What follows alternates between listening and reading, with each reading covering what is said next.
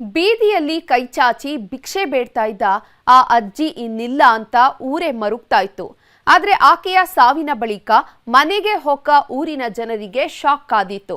ಎಣಿಸಲಾಗದಷ್ಟು ಹಣ ಕಂಡು ಹುಬ್ಬೇರಿಸುವಂತೆ ಮಾಡಿದೆ.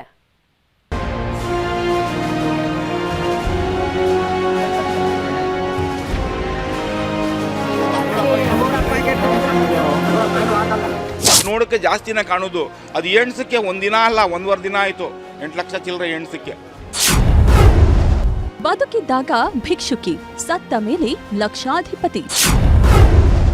ವೃದ್ಧೆಯ ಮನೆಯಲ್ಲಿ ಸಿಕ್ತು ಬರೋಬ್ಬರಿ 8 ಲಕ್ಷ.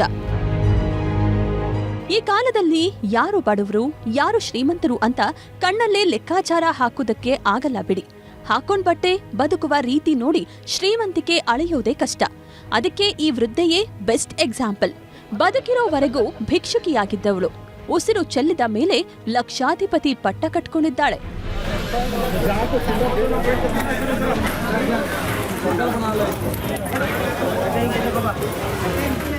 ಈ ವೃದ್ಧೆ ಹೆಸರು ನೂರ್ ಅಂತ. ಮಂಡ್ಯ ನಗರದ ಗುತ್ತಲು ರಸ್ತೆಯ ಸಬ್ದರಿಯಾಬಾದ್ ಮೊಹಲಾದಲ್ಲಿ ವಾಸವಾಗಿದ್ಲು. ಮುರುಕು ಮನೆಯಲ್ಲಿ ಬದುಕ್ತಿದ್ದವಳು ಬೀದಿ ಬೀದಿಗಳಲ್ಲಿ ಕೈಯೊಡ್ಡಿ ಭಿಕ್ಷೆ ಬೇಡ್ತಿದ್ಲು. ಯಾರದ್ದೋ ಕರುಣೆಗೆ ಕಾಯುತ್ತಾ ಜೀವನ ಸಾಗಿಸ್ತಾ ಇದ್ಲು. ಭಿಕ್ಷೆ ಬೇಡಿದ ಹಣದಲ್ಲೇ ಹೊಟ್ಟೆ ತುಂಬಿಸ್ಕೊಳ್ತಿದ್ಲು. ಆದ್ರೆ ಇತ್ತೀಚೆಗೆ ಅನಾರೋಗ್ಯದಿಂದ ನೂರ್ ಬಳಲುತ್ತಿದ್ರಂತೆ. ನಿನ್ನೆ ಮನೆಯಲ್ಲೇ ಉಸಿರು ಚೆಲ್ಲಿದ್ರು. ವೃದ್ಧೆ ಸಾವಿನ ಬಳಿಕ ಮನೆಗೆ ಹೋದ ಸ್ಥಳೀಯರು ಸಂಬಂಧಿಕರು ಶಾಕ್ ಆಗಿದ್ದಾರೆ. ಗುಡಿಸಲಿನ ಮೂಲೆ ಮೂಲೆಗಳಲ್ಲಿ ಸಿಕ್ಕ ಕಂತೆ ಕಂತೆ ನೋಟುಗಳು, ನಾಣ್ಯದ ಮೂಟೆ ಕಂಡು ದಂಗಾಗಿ ಹೋಗಿದ್ದಾರೆ. ಬರೋಬ್ಬರಿ 8,40,000 ರೂಪಾಯಿ ಪತ್ತೆಯಾಗಿದ್ದು ಎಲ್ಲರೂ ಹುಬ್ಬೇರಿಸುವಂತೆ ಮಾಡಿದೆ.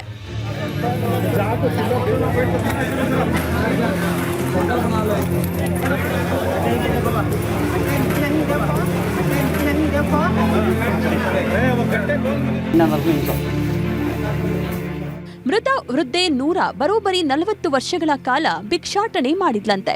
ಭಿಕ್ಷೆ ಬೇಡಿ 1 ರೂಪಾಯಿ ಕೂಡಿಟ್ಟಿದ್ಲು. ಮನೆಯ ಮೂಲೆ ಮೂಲೆಗಳಲ್ಲಿ ಹಣವನ್ನ ತುಂಬಿಟ್ಟಿದ್ಲು. ಸ್ಥಳೀಯರು ತೆಗೆದು ನೋಡಿದಾಗ ನಾಣ್ಯಗಳು, ಕಂತೆ ಕಂತೆ ನೋಟುಗಳು ಪತ್ತೆಯಾಗಿವೆ. ಹಣ ಸಿಕ್ತಿದ್ದಂತೆ ಸಂಬಂಧಿಕರು ಎಲ್ಲವನ್ನೂ ಎಣಿಸಿ ತೆಗೆದುಕೊಂಡು ಹೋಗಿದ್ದಾರೆ.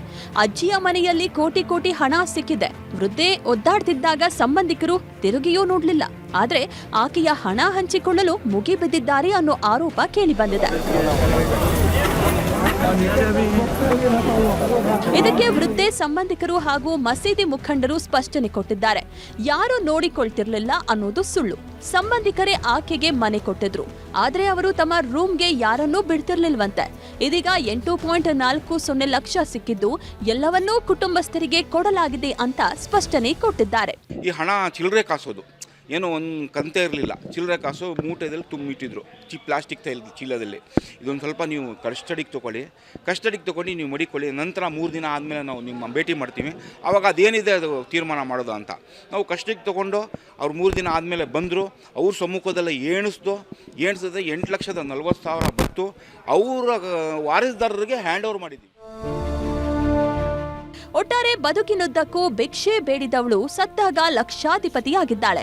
ಮುಖನೂ ಕೂಡ ನೋಡಲು ಬಾರದ ಸಂಬಂಧಿಕರು ಹಣಕ್ಕಾಗಿ ಮುಗಿಬಿದ್ದಿರೋದು ವಿಪರ್ಯಾಸ.